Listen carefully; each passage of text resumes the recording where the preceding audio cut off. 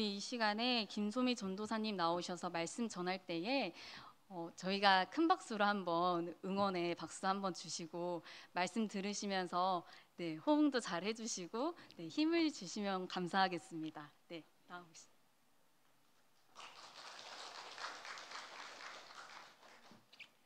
감사합니다.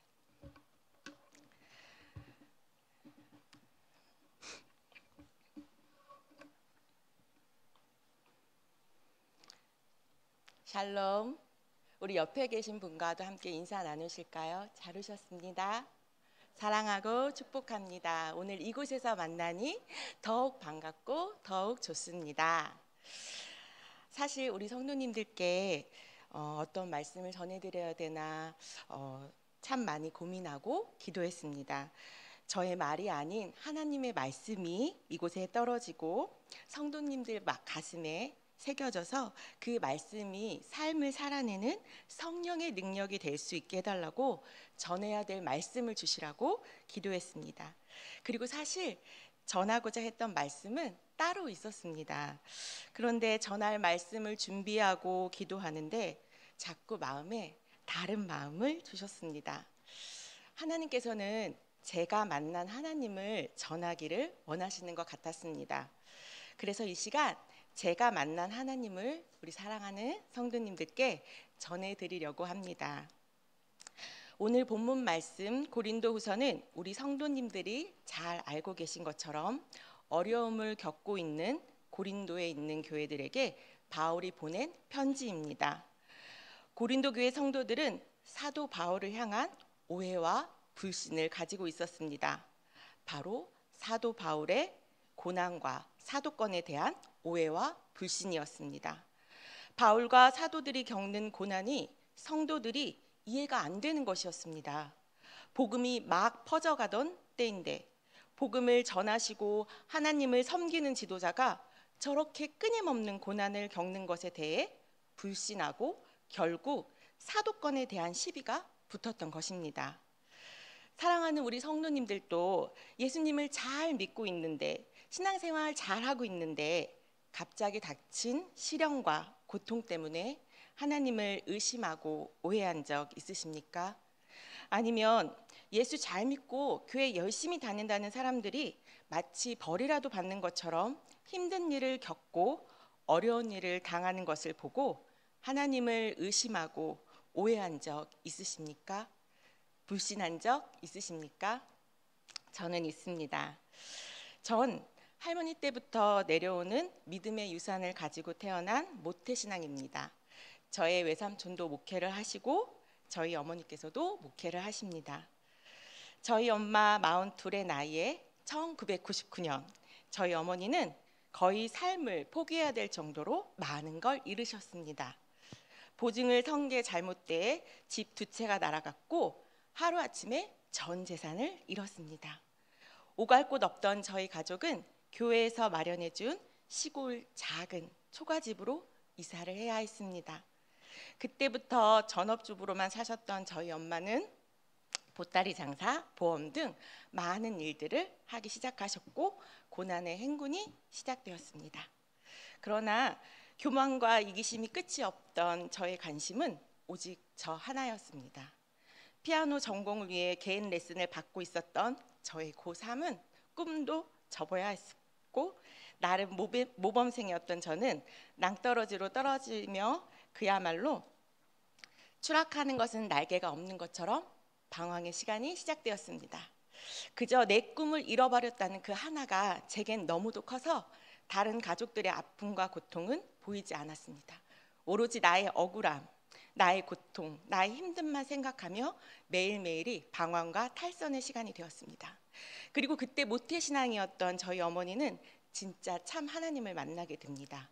하나님을 깊이 만나는 시간이 되었고 온전하고 완전하신 하나님을 경험하게 되십니다.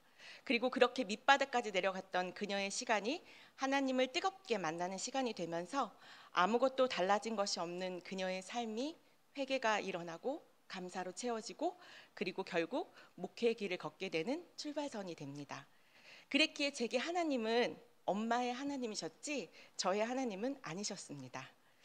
시간은 흐르고 흐릅니다. 방황과 탈선의 시간을 지냈지만 예배를 빼먹은 적은 단 한 번도 없었습니다. 11조를 비롯한 헌금도 빼먹지 않았습니다. 새벽 예배도 빠지지 않았습니다. 좋은 학교, 좋은 직장, 좋은 차, 화려한 취미, 겉멋만 잔뜩 든 잘 나가는 삶과 하나님 없는 종교 생활은 이어졌습니다. 그러던 중 금식하며 기도하고 두 집안을 잘 아는 전도사님의 중매로 믿음의 가정, 믿음의 배우자를 만나서 결혼하고 4명의 자녀를 낳았습니다. 그리고 2024년 42 제게 똑같은 일이 일어납니다. 하나님께 남편과의 재정 관리에 대한 문제를 두고 오랜 시간 기도했습니다. 하나님의 방법은 참으로 기가 막혔습니다. 제가 오랜 시간 기도하는 동안 남편은 오랜 시간 저 몰래 무리한 대출과 잘못된 투자로 결국 집이 경매로 넘어가고 하루아침에 모든 걸 잃은 저희 가정은 차디찬 바닥으로 떨어졌습니다. 경제적으로 완전히 무너진 것으로도 모자라 부부의 관계도 엉망진창이 되어 정말이지 저는 죽고 싶다는 생각만 할 정도로 만신창이가 되었습니다. 그토록 애지중지 사랑하던 4명의 자녀들도 보이지 않았습니다. 내 삶은 끝났다는 생각밖에 없었습니다.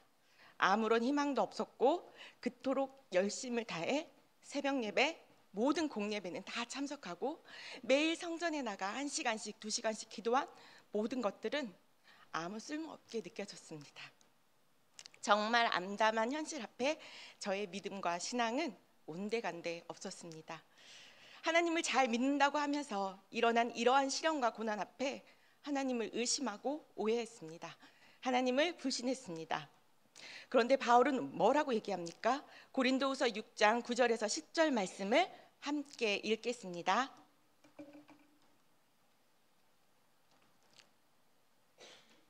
9절, 10절 함께 읽겠습니다.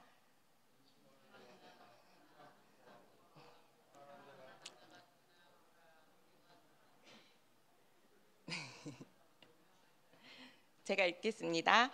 무명한 자 같으나 유명한 자요, 죽은 자 같으나 보라 우리가 살아있고 징계를 받는 자 같으나 죽임을 당하지 아니하고 근심하는 자 같으나 항상 기뻐하고 가난한 자 같으나 많은 사람을 부요하게 하고 아무것도 없는 자 같으나 모든 것을 가진 자로다. 아멘.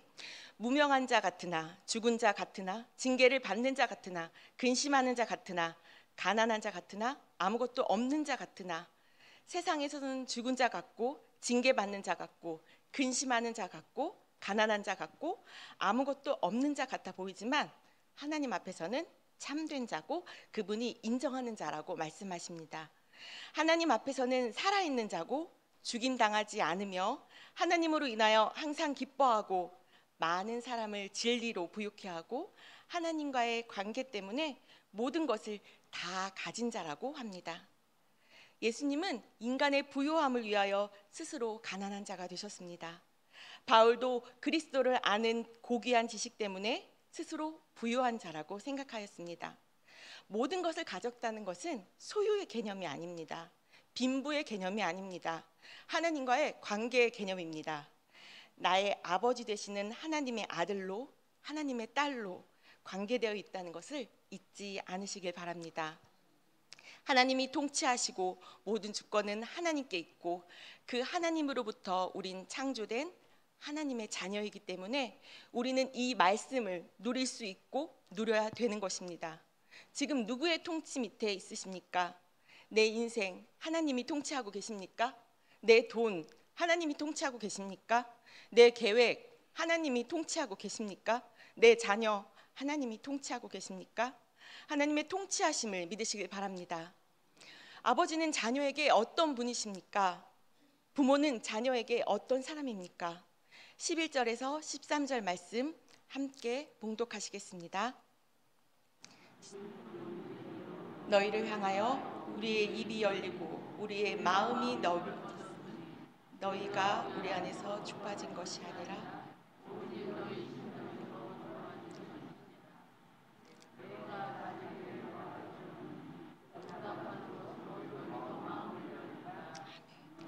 바울은 고린도 교회 성도들을 가르칠 때 아버지의 마음으로 대했다고 했습니다.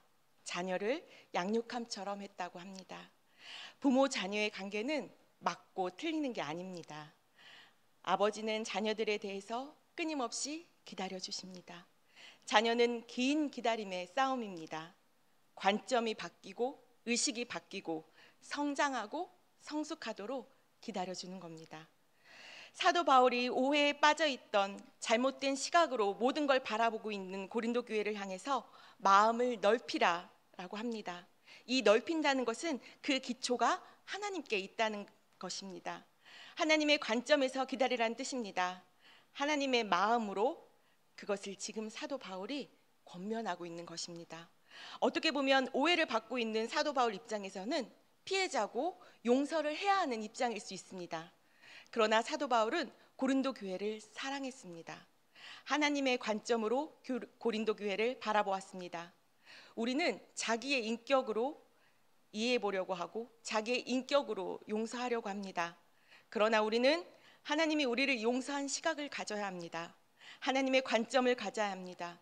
하나님의 마음으로, 하나님의 시각으로 봐야 합니다. 세상과 하나님의 관점은 다릅니다. 저도 비로소 세상의 관점이 아닌 하나님의 관점으로 볼 수 있게 되었습니다. 받는 것보다 주는 것을 더 좋아하던 저였지만, 마음이 상한 자들을 위로하며 함께 울어주던 저였지만, 눈에 보이는 것만으로 판단하고 결정했던 저의 교만함과 이기적인 세상의 관점이었습니다. 하나님 시선이 아닌, 하나님 마음이 아닌 하나님의 관점이 아니었습니다. 그 모든 것들은 모래 위에 세워졌고 그 모든 것들은 모두 무너졌습니다. 그리고 지금 반석 위에 세워져가는 하나님의 관점의 새로운 시간들로 다시 써내려가고 있습니다. 사방은 막혀 있고 오로지 하늘만 열려 있는 그 터널의 시간 속에 아직 제가 있습니다. 상황과 환경도 달라진 건 아무것도 없습니다. 어쩌면 더 큰 폭풍이 기다리고 있을지도 모르겠습니다. 그러나 전 지금 이러한 시간 속에서 그 고통 중에 저희 엄마가 만났던 그 찬란한 하나님을, 그 찬란한 시간을 저 또한 만나고 있습니다. 그토록 교만했던 모습을 보게 하셨고 추하고 역겨운 구역질 나는 저의 죄된 모습을 보게 하셨고 회개의 기회를 주셨습니다. 진정과 신령으로 드려진 예배를 알게 하셨고 진실된 위로와 사랑이 무엇인지 깨닫게 하셨습니다. 비로소 그 엄마의 하나님이셨던 하나님이 마침내 저의 하나님이 되었습니다. 하나님을 의심하고 오해했습니다. 하나님을 불신했습니다. 나의 아버지 되시는 하나님의 아들로, 하나님의 딸로 관계되어 있다는 것을 잊지 않으시길 바랍니다. 하나님의 통치하심을 믿으시길 바랍니다. 모든 것은 하나님께 있습니다. 하나님의 마음으로 살아내실 수 있기를 바랍니다. 우리 토끼와 거북이 경주 이야기 잘 아시지요? 누가 이겼지요? 거북이가 이겼죠. 토끼가 거북이보다 빠른 동물인데 왜 토끼가 이겼을까요? 아십니까? 토끼는 상대를 바라봤습니다. 거북이를 바라봤습니다. 그러나 거북이는 어디를 바라봤죠? 거북이는 목표를 바라봤습니다. 가야 될 그 본질을 바라봤습니다. 우리 성도님들께서 우리가 바라봐야 될 하나님을, 우리가 바라봐야 될 이 말씀을 본질로 삼고 그 말씀을 따라 살아가시기를 간절히 바랍니다. 이 시간 마지막으로 다 함께 고린도후서 6장 10절을 함께 봉독하시겠습니다.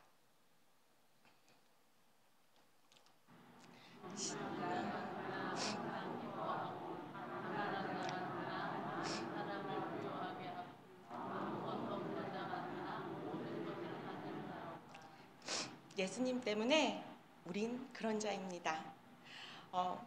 이 시간에 이제 함께 기도하시길 원합니다.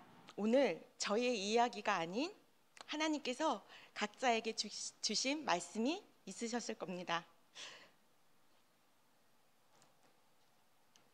그 들은 말씀을 기억하시고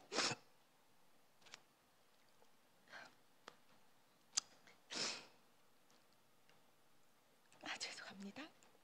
그 말씀이 오늘 내 심령에 새겨지고 내 삶에서 그 말씀이 이루어질 수 있기를 기도하시면 좋겠습니다.